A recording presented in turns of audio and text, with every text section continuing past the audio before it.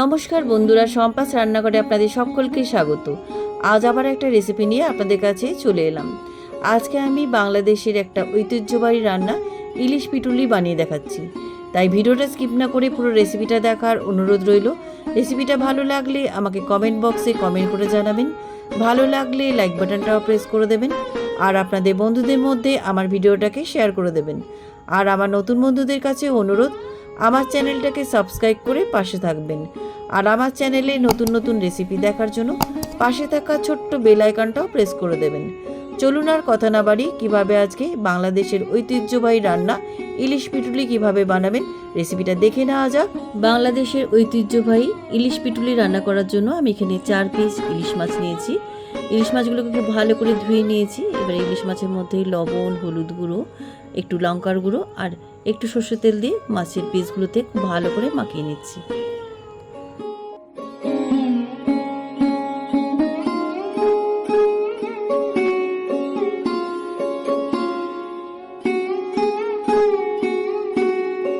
মাছের পিসগুলোর মধ্যে লবণ, হলুদ গুঁড়ো, লঙ্কার গুঁড়ো আর সর্ষের তেল দিয়ে খুব ভালো করে মাখিয়ে নিয়েছি।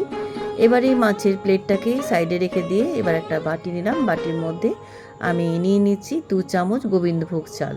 চালটা জল দিয়ে আধ ঘন্টা ভিজিয়ে রাখছি। চালটা আধ ঘন্টা ভিজতে থাকুক, ততক্ষণে আমি একটা মশলা তৈরি করে নিই। মশলা তৈরি করার জন্য একটা বাটি নিলাম। বাটির মধ্যে নিয়ে নিলাম 1 চামচ হলুদ গুঁড়ো আর নিয়ে নিচ্ছি 1 চামচ ঝাল লঙ্কার গুঁড়ো। ঝালটা আপনাদের স্বাদ অনুযায়ী দেবেন। আর নিয়ে নিচ্ছি এখানে 1 চামচ কাশ্মীরি লঙ্কার গুঁড়ো আর স্বাদ অনুযায়ী লবণ দিলাম। আর কোনো মশলাই এই রেসিপিতে পড়বে না। এবার বেশ খানিকটা জল দিয়ে সমস্ত গুঁড়ো মশলাগুলোকে জলের মধ্যে ভিজিয়ে রাখছি।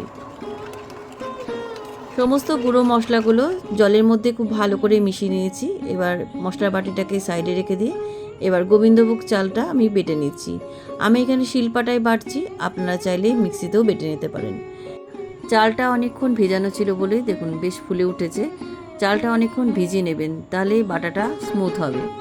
আর যদি ইনস্ট্যান্ট চাল ভিজিয়ে বাটেন তাহলে কিন্তু আপনারা চালটা বাটার পরে চালের পেস্টটাকে ছাঁকনি দিয়ে ছেঁকে নেবেন।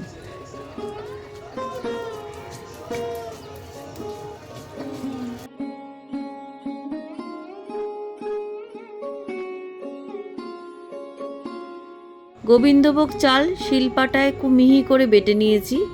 এবার এই চাল বাটার মধ্যে অল্প জল মিশিয়ে পাতলা করে রাখছি। জল মিশিয়ে চাল বাটার পেস্টটাকে পাতলা করে নিয়েছি। এবার বাটিটাকে সাইডে রেখে দিয়ে এবার রান্নাটা শুরু করে দিই। রান্নাটা শুরু করার জন্য ইন্ডাকশানে একটা কড়াই বসিয়ে দিলাম।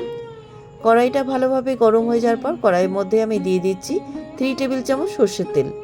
রান্নাটা অবশ্যই সর্ষের তেল দিয়ে করবেন। তেলটা ভালোভাবে গরম হয়ে যাওয়ার পর ফোড়নে দিয়ে দিচ্ছি 1/2 চামচ কালো জিরে আর দিয়ে দিচ্ছি এর মধ্যে 2টো চেরা কাঁচা লঙ্কা। তেলের মধ্যে ফোড়নটা 30 সেকেন্ডের মতো ভেজে নিচ্ছি। ফোড়নটা ভাজা ভাজা হয়ে আসার পর আমি এক এক করে মাছের পিসগুলো তেলের মধ্যে দিয়ে শ্যালো ফ্রাই করে নিচ্ছি।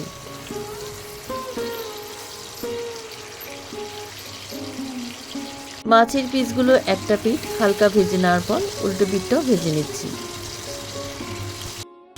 মাছের 2টো পিঠ হালকা ভেজে নেওয়ার পর এবার জলে গুলে রাখা মশলাটা কড়াইয়ের মধ্যে ঢেলে দিলাম। অল্প একটু মশলার বাটিতে জল ধুয়ে দিয়ে দিলাম। জলটা দিয়ে মাছের মধ্যে খুব ভালো করে মিশিয়ে আমি 10 মিনিট মাছগুলোকে সেদ্ধ করে নিচ্ছি। তবে খুব বেশি সেদ্ধ করবেন না, তাহলে মাছের পিসগুলো ভেঙে যাবে। 5 মিনিট বাদে মাছের পিসগুলোকে উল্টে দিচ্ছি। রান্নাটা আমার প্রায় শেষের দিকে। এবার নামাবার আগে শিলনোড়ায় যে গোবিন্দভোগ চাল বেটে রেখেছিলাম সেই বাটা থেকে কিছুটা বাটা আমি এর মধ্যে দিয়ে দিচ্ছি। তবে সবটা দেব না, যতটা প্রয়োজন ততটাই দেবেন, খুব বেশি ঘন করার প্রয়োজন নেই। এই রান্নায় এটাই হচ্ছে ঐতিহ্য। এটার জন্য এই রান্নাটাকে পিটুলি বলা হয়। গোবিন্দভোগ চাল বাটা দেওয়ার পর খুব বেশি আর ফোটানোর দরকার নেই। এবার উপর থেকে কয়েকটা চেরা কাঁচা লঙ্কা ছড়িয়ে দিয়ে এবার ইন্ডাকশান থেকে নামিয়ে আমি ইলিশ পিটুলি সার্ভ করছি। কেমন লাগলো আজকের বাংলাদেশের ঐতিহ্যবাহী রান্না ইলিশ পিটুলি? আপনারাও বাড়িতে এইভাবে একবার ইলিশ পিটুলি বানিয়ে খেয়ে দেখুন। গরম ভাতে এর স্বাদ অতুলনীয়।